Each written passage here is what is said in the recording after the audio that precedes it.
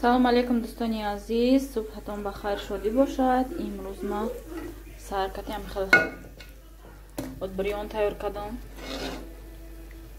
ширша бисёр кардам, обша камтарак дохтам, барои ман хел сафед омада, камтар ғавса каш кардам.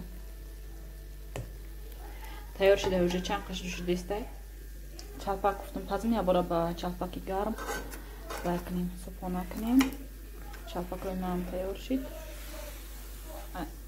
камтар сирхи бачи чи ай сари нонам камтарак гуфтам чалпак кунам. барои вая барои супонара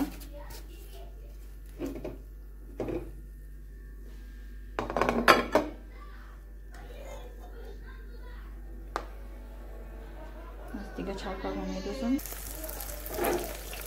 من خالصتونی عزیز از ما ادبریونا کشته میمونم کمتر خنک کرد که کودکم میسوزن گرمی بدای.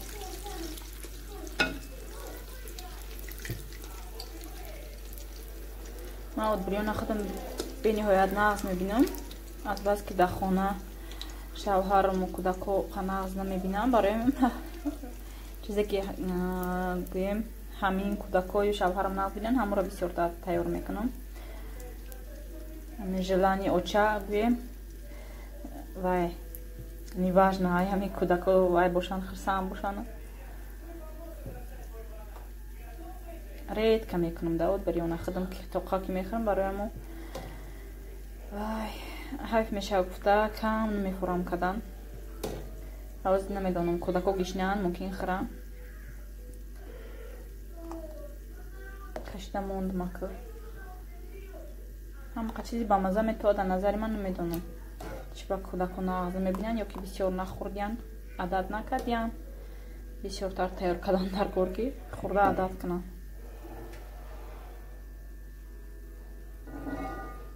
خیلی دوغان بسیار نانخیم یادم چی خالشته موبایلش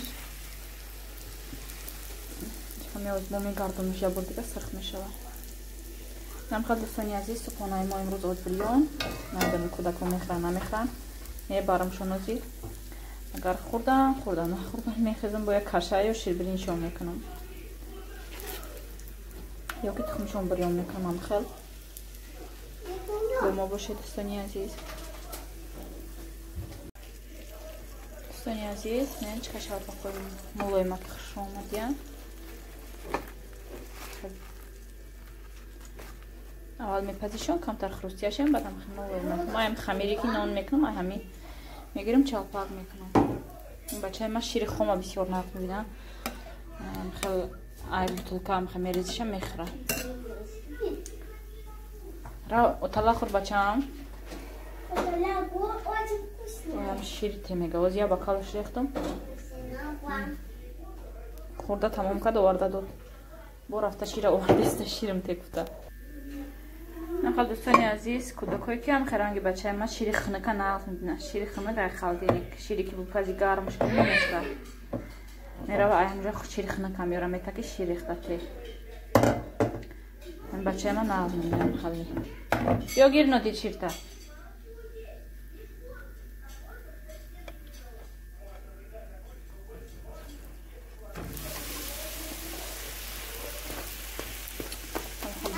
عزیز نشون با ویدیو کنم خرید چالپاقم بسوزه من آخران شد یا 5 دانه کردم از این نانو مارکت میکردم میپزم دوتا نان میشه و باش کرم یک تاشم که مایده کرده چالپاق بختم با پلیتا میگدو همه جوی شدن در کپی همه جو جزیر شدن یک چیزی هم خالد بروغم پزی هم جو میپره جزیر میشه. دوستانی عزیز اینجا یک تنام ما بختم بسیار سوال میتونم که در بالای نوناتون در بالای چیوتون چی میشکن وقتی که پختم میشه و از این نمیده هیچی نشکیدم ما همه خیلی تیخچه همه خیلی سرخه تیخشو این لیستم در ما چالپاقم از اولا گرفتگی بودم ارد کتی هم خیلی کمتر جزیره اهمیت نتیه وای وقتی که نانوی ما میپزم من میگیرم روغنی تپلونی مثل خزایش که میشکم пешати ховка монда камтар овуш мекунам. Амхе овуш ба даст мегирам, мечошам, болошта чилча мекунам. Барои рӯшан шиданаш. Бай намхе мебиёян.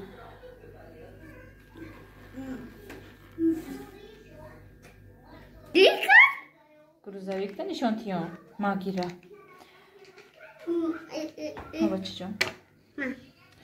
ҳамзавқ шумо мебиён духтаро, шумо метавонед ки дар болои ҳамин хамиртон, дар болои ҳамин нонтон камтар ов чошем. Хамир ма ҳамин ов, камтар шакар, камтар намак, камтарак рӯғани подсолнечный, орд дрожҷ гӯен, ай дрожҷои сирх истифода мебарам. Беҳад мада маъқул ай дрожҷои сирх. Беҳад аз ин болош камтар хрустияше, хнукша беҳад мулоими хушрӯ меша нонош. Гӯем ай ҳамин орди алейка истифода мебарам. Ирака болош рӯғанам тамом шудагия. Рӯған бишакли бо ҳам хеял гӯем вай мешава. Ял таст мекунада. Духтаро маҷа магазини монетка рафтестам.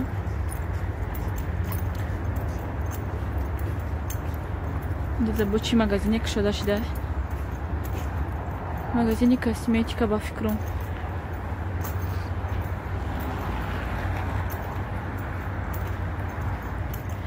ин домои мо якум этаж ҳамаш магазин хеле чизоҳай.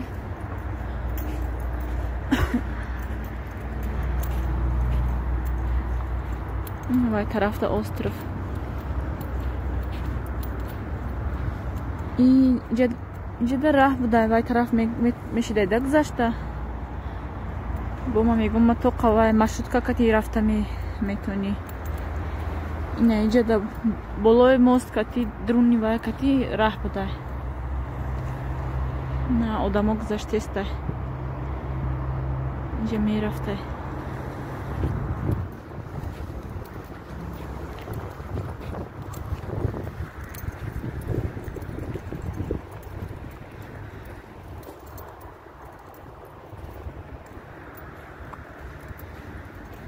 барои айнапарашок гирӣ рафтестам. хонада айнапарашок тамом шудаги буд. чанд рӯза мегирем гуфта фақат аёдумон меброяд. дигар чиза мегирем, айнапарашок мон. он ладаш камтар пештар омад. намози пешина хондам. гуфтам хай шинен ман давида рафта гирим биём.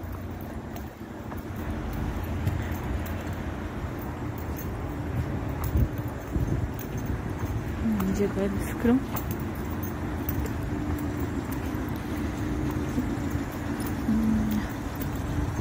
даромада ман мегирам. тез хона мерам. духтаро харид карда омадам. хона рафтестам ози.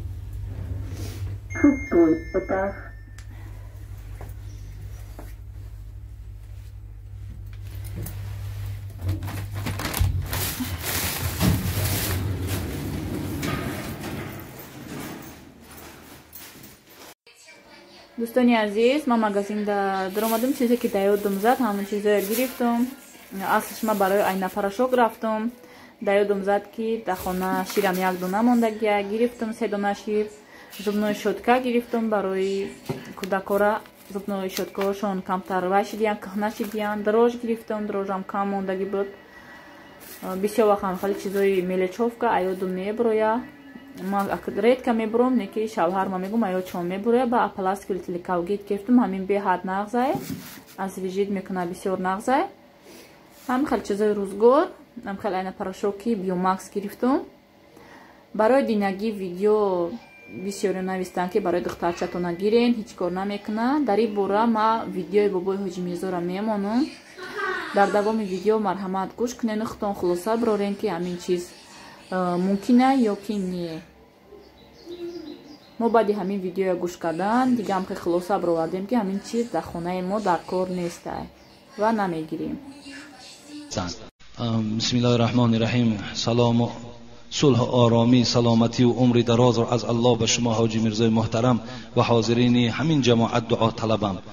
ману ҳамсарам якҷоя зиндагӣ мустақилона дорем. касе аз калонтарҳои мо ба мо нест ва шукри худоро ки ба мо фарзандҳои ато кард, ки ато кард. духтар روزها من در کار هستم و همسرم با کار و بار خانه و تربیت فرزند، از بس که وای از سحر تا بگاه به کار خانه هست، بسیارتر در نزد کودک لختکه ها را مانده به کار خانه مشغول می شود.